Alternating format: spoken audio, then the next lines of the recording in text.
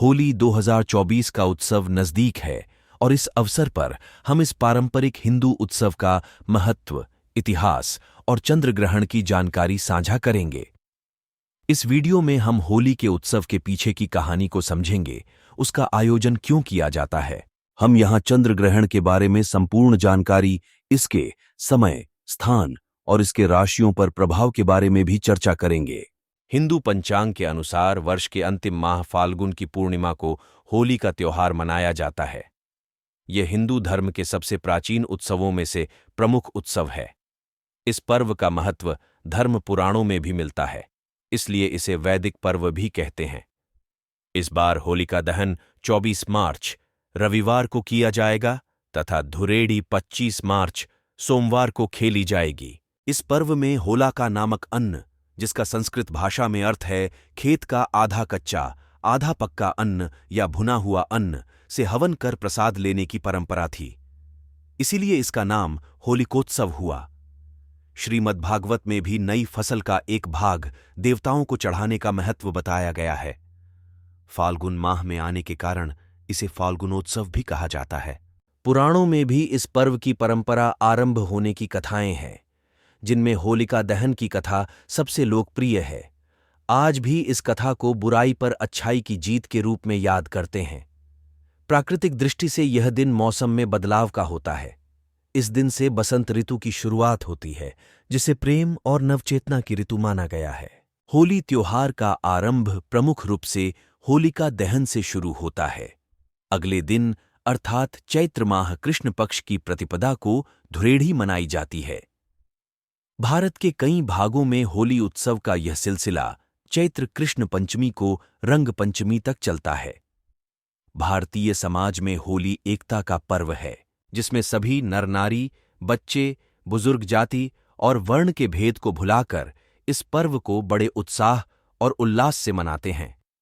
होली का त्योहार आखिर क्यों मनाया जाता है? होली के त्योहार को लेकर कई पौराणिक कहानियां सामने आईं। सबसे लोकप्रिय पौराणिक कथा के अनुसार यह कहानी है प्रहलाद और उनकी भक्ति की। प्राचीन काल में हिरण्यकश्यप नाम का एक असुर हुआ करता था, जिसे ब्रह्मा द्वारा ये वरदान मिला था कि उसे कोई इंसान या कोई जानवर नहीं मार सकता, ना ही उस पर किसी शस्त्र का असर होगा, ना ही धरती में ना ही आकाश में। इसी को लेकर असुर को अपने आप में घमंड हो गया था।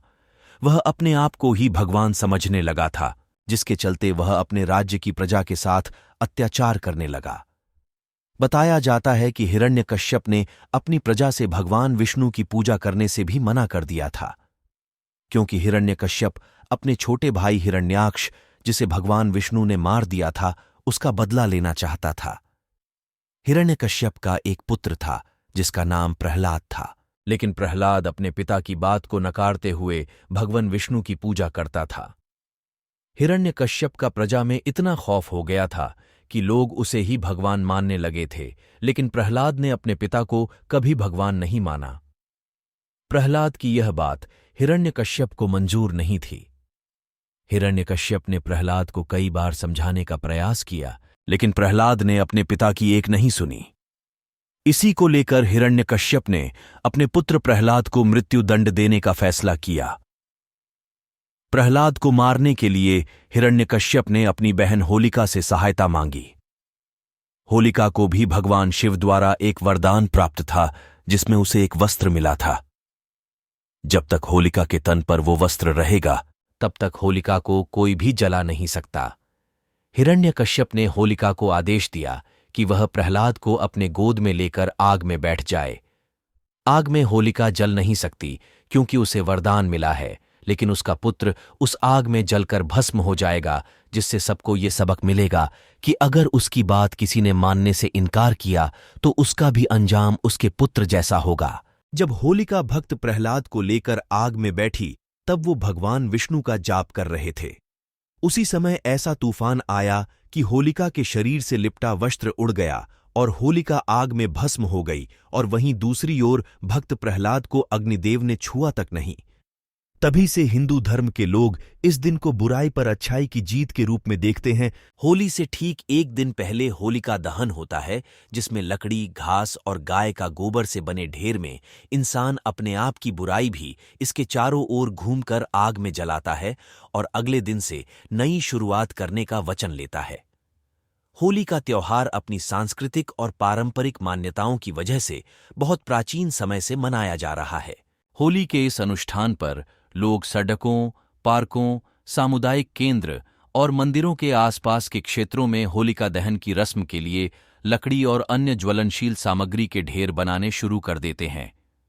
इस बार की होली बहुत ही खास मानी जा रही है, क्योंकि होली पर ही साल का पहला चंद्र ग्रहण लगने जा रहा है।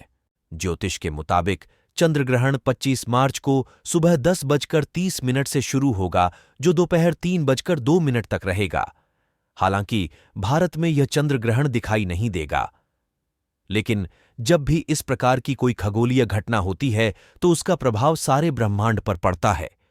वहीं सभी राशियों पर भी कहीं ना कहीं इसका प्रभाव पड़ेगा, जो सभी राशियों से संबंधित जातकों पर अर्थात व्यक्तियों पर भी इसका प्रभाव निश्चित ही कुछ ना कुछ पड़ेगा। इस चंद्र ग्रहण को भारत में नहीं देखा जा सकेगा, अतः इसका सूतक काल भी मान्य नहीं होगा। इसलिए आप निश्चिंत होकर होली के त्योहार का आनंद ले सकते हैं, रंगों का आनंद ले सकते हैं। अपने पारंपरिक तौर तरीके के साथ होली का त्योहार मना सकते हैं। होली पर लगने वाले चंद्र ग्रहण को इस वर्ष अमेरिका, जापान, रूस के कुछ हिस्सों, स्पेन, इटली, पुर्तगाल, आयरलैंड आदि देशों और उनके शहरों में देखा जा सकेगा। चंद्र ग्रहण के समय विभिन्न राशियों पर अलग अलग प्रभाव होता है। चंद्र ग्रहण का शुभ प्रभाव पाने के लिए श्री हरि विष्णु का जाप करना होगा, महादेव का जाप करना होगा और चंदेश्वर अर्थात चंद्र के बीज मंत्र का जाप करना होगा। इससे उन सभी जातकों पर चंद्र ग्रहण का प्रभाव शुभ होगा। वैसे भी फाल्गुन मास के शुक्ल पक्ष की पूर्णिमा तिथि बहुत महत्वपूर्ण होती है और इस रात में जप, तप, ध्यान, भजन इत्यादि करने से व्यक्ति के जीवन में सदैव मंगल होता है।